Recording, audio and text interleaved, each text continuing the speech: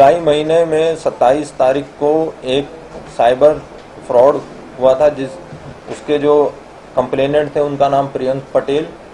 वो unique construction के लिए अकाउंटेंट और मैनेजर तरीके काम करते हैं। उनके हिसाब से जो उनका जो नेट अकाउंट था नेट बैंकिंग का, उसमें से 1,71,00,000 रुपया ट्रांसफ़र हुआ जो उनके जान के बगैर था। उनको जैसे 28 तारीख को उन्होंने अपना अकाउंट यूज़ करना चाहा तो वो अकाउंट खुला नहीं, तो इमीडिएटली वो दौड़ के पुलिस के पास आए, सीपी सर को मिले और सीपी सर ने उनको साइबर सेल में भेजा। साइबर सेल ने उनकी इमीडिएटली एफआईआर दाखिल की और उसके बाद जो डिटेल्स थी 1,71,00,000 जो अलग अलग अकाउंट्स में 26 और 27 तारीख को बैंक में ट्रांसफ़र हुई, उनकी डिटेल्स मांगी और उन 11 अकाउंट में से अलग अलग और छोटी छोटी रकम अलग अलग अकाउंट्स में ट्रांसफ़र हुई। उसमें से 3 अकाउंट में से फर्दर ट्रांसफ़र होकर पैसा एक नाम है यहाँ का सोलंकी यानी विकास मनोज भाई सोलंकी, इसके अकाउंट में जमा हुआ। इसको जब साइबर सेल ने पकड़ा और इससे पूछपरछ की तो इसने बताया कि 1 महीना पहले दिव्य भास्कर में एक ऐड मिली थी कि अगर आपको महीने के 30-35 हज़ार कमाने हैं तो इस नंबर पे संपर्क करो। वो नंबर एक मोहित परमार का था। उस सोलंकी के कहने के मुजब वो जब उससे संपर्क किया तो उसने बोला आपको एक करंट अकाउंट और सेविंग अकाउंट खुलवाना पड़ेगा और उसके बाद आपको सारी अकाउंट्स की डिटेल लेके बॉम्बे आना पड़ेगा। उसके बाद हम आपके अकाउंट में पैसा जमा करवाएंगे और बस आपको विड्रॉ करके देना है और उसका 2% कमीशन आपको मिल जाएगा। मोहित परमार के फ़ोन बंद आ रहा था तो ऊपर उसकी सीडीआर और सब टेक्निकल डिटेल्स से वो जो बाकी एजेंट्स थे, जो नेविल अशोक भाई शुक्ला, राकेश पर्वत भाई मालविया, उन सबको साइबर सेल ने पकड़ा। तब पता चला कि ये जितने एजेंट्स हैं गुजरात के, वो बॉम्बे का एक इमरान काजी है, उसके लिए काम करते हैं। उनको कॉन्फिडेंस में लेके साइबर सेल पीआई बॉम्बे पहुंची और इमरान काजी को पकड़ा। तो वो इमरान काजी ने कहा कि ये सारा जो मैं पैसा निकालता हूँ आगे मैं फिर 10% कमीशन काट के नाइजीरियंस को देता हूँ। फिर 2 नाइजीरियन भी हमारे हाथ में आए हैं। उनके हिसाब से ये पैसे फर्दर अलग अलग कंट्रीज़ में ट्रांसफ़र करते थे, कोई हवाला के थ्रू करते थे, कोई किसी के अकाउंट में डालते थे। और वो 2 नाइजीरियन को भी अरेस्ट किया है और इन सबका जो पुराना इतिहास है वो गुनाहित है। ये नेविल जो है वो पहले भावनगर में बोकस बीलिंग में, सूरत शहर में बाइक चोरी में, देन लोधिका पुलिस स्टेशन में चोरी का माल रिसीवर में, मालवीय नगर में चील झड़प में पकड़ा जा चुका है। राकेश पर्वत भाई मालविया भी पहले बीज निगम के बोकस चेक जमा करवाने में, दादर पुलिस स्टेशन में सेम छेतरपिंडी और फ्रॉड में, देन हैदराबाद में अपन चीटिंग और साइबर आईटी एक्ट के गुनाह में पकड़ा हुआ है। इस तरह से इमरान काजी भी पहले बड़ौदा सिटी में जॉब फ्रॉड केस में पकड़ा जा चुका है। जूहू पुलिस स्टेशन में अपन में भी वो चीटिंग और साइबर फ्रॉड में।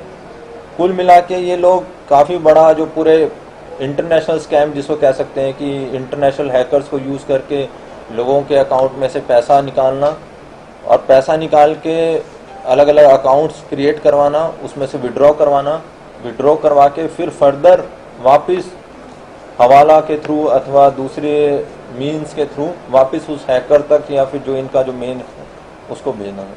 तो सूरत साइबर सेल की team DCP Shri, ACP Shri અને સીપી સાહેબની ગાઈડન્સ थी આ बहुत મોટો સ્કેમ અમે डिटेक्ट કર્યા છે અને 5,90,000 इसमें हमने रिकवर किया है और उसके अलावा इनके पास से डेबिट कार्ड और मोबाइल बैंकिंग और अभी तपास चल रही है, रिमांड पे है और जिससे फर्दर मेरे को लगता है काफ़ी कुछ इसमें।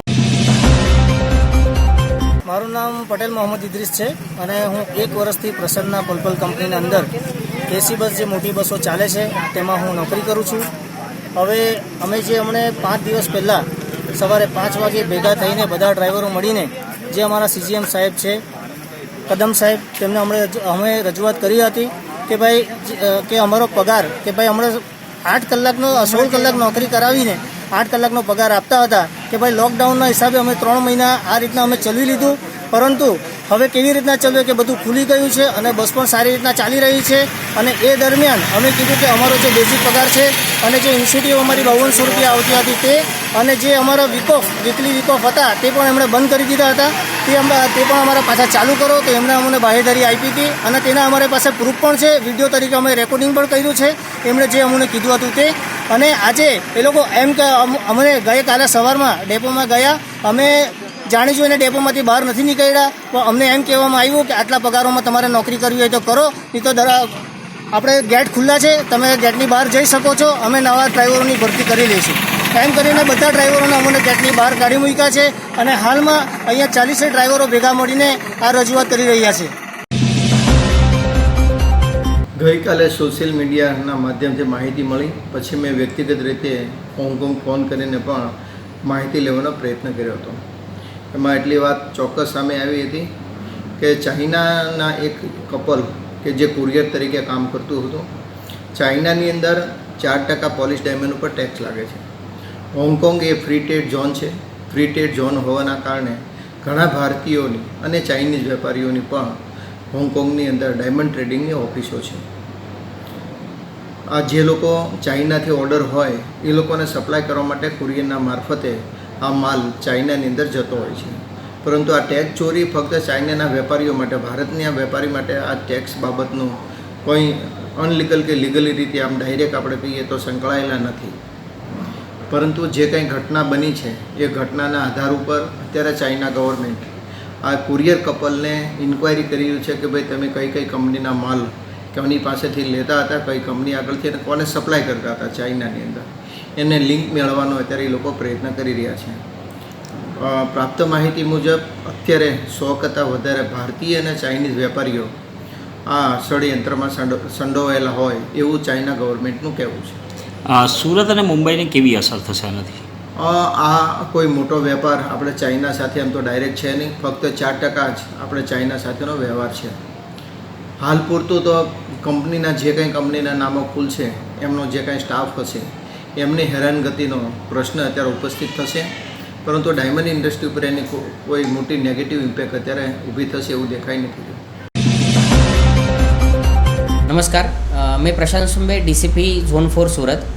अडाजम पुलिस स्टेशन विस्तार में एक स्कूल है, जिस स्कूल में एक टीचर काम करती थी और उस टीचर की तरफ से 2 दिन पहले अडाजम पुलिस स्टेशन में छेड़ती का गुना दाखिल हुआ है 354A के तहत। उसी के सामने और उसी मामले में स्कूल की तरफ से फरियाद आई है कि ये लेडी को स्कूल में काम ठीक से न करने की वजह से निकाला गया था और उसके बाद स्कूल की बदनामी करेंगे और ट्रस्टी की बदनामी करेंगे ऐसा कहकर लेडी की तरफ से उनके पास से पैसे लिए गए थे और अभी वधु पैसे की मांगने के साथ में लेडी ने फिर से धमकी दी है और इस वजह से ये गुना दाखिल हुआ है, ऐसा उनका कहना है। और इसके वजह से उन्होंने खंडनी का गुना की फरियाद हमारे पास दी। फरियाद के अनुसार जो कॉग्निजेबल कंटेंट है उसके अनुसार हमने 384 और 5062 के तहत इसमें गुना दाखिल किया है। दोनों गुना की तपास अडाजम पुलिस स्टेशन द्वारा ऊपरी अधिकारी के सुपरविजन में चल रही है और सही तरीके से इन्वेस्टिगेशन होगी और इसमें जिसका भी क्रिमिनल रोल होगा उन सभी के ऊपर कार्रवाई होगी और चार्जशीट होगा। આજથી આપણા અહીંયા માંડવી એજ્યુકેશન સોસાયટીમાં હાલમાં જે કોરોનાની જે પરિસ્થિતિ ચાલે છે એ પરિસ્થિતિને અનુલક્ષમાં રાખીને જ્યારે યુનિવર્સિટીએ અમને એક્ઝામ સેન્ટર એલોટ કર્યું છે અને એ એક્ઝામ સેન્ટર એમએસસીની એક્ઝામના માટે અમને કરેલું છે. આપણા અહીંયા 3 પ્રકારના એમએસસી ચાલે છે, એમએસસી માઇક્રોબાયોલોજી, એમએસસી કેમિસ્ટ્રી અને એમએસસી મેથેમેટિક્સ. તો એના સેમિસ્ટર 2 અને સેમિસ્ટર 4ની એક્ઝામ જે અગાઉ એપ્રિલ મહિનામાં જે લોકડાઉનના સમયમાં ટાઈમ ટેબલ આવેલું હતું પણ લોકડાઉનના કારણે પોસ્ટપોન થયેલી હતી તે હવે આજથી ચાલુ થાય છે અને તે 10 સપ્ટેમ્બર સુધી ચાલશે. અને એની અંદર આપણે જે યુનિવર્સિટીની જે એસઓપી આવી છે આપણા પર, તે જ રીતે જે ગવર્મેન્ટે જે એસઓપી આપી છે યુનિવર્સિટીને તેનું પૂરેપૂરું સખ્તાઈથી પાલન કરીને અમે આજથી આ એક્ઝામ ચાલુ કરેલ છે. એની અંદર જો એસઓપીમાં જો જોવા જઈએ તો સૌથી પહેલાં આપણે આખી કોલેજને સેનેટાઈઝ કરાવી છે ગઈકાલે. તેની જોડે જોડે આપણે સેનેટાઈઝરની પણ વ્યવસ્થા રાખેલ છે. દરેક ક્લાસમાં હેન્ડ ગ્લોવ્સની વ્યવસ્થા રાખેલ છે. સ્ટુડન્ટ્સ જેવો કોલેજમાં આવે 1 કલાક અગાઉ આપણે સ્ટુડન્ટ્સ આવી શકે છે, ક્લાસમાં બી બેસાડો હોય તો બેસાડી શકાય છે. એને અમે પહેલાં સેનેટાઈઝ હેન્ડ સેનિટાઈઝ કરીએ છીએ, પછી એને થર્મલ ગનથી આપણે એનું ટેમ્પરેચર ચેક કરીએ છીએ. જો કંઈક તકલીફ હોય તો ઓક્સિમીટરની વ્યવસ્થા છે આપણી પાસે, ઓક્સિજન લેવલ ચેક કરીએ છીએ. તો આ હતા આજના સમાચાર. દેશ અને દુનિયાની અન્ય ખબરો માટે જોતા રહો ઇન્ડિયા દસ્તક ટીવી.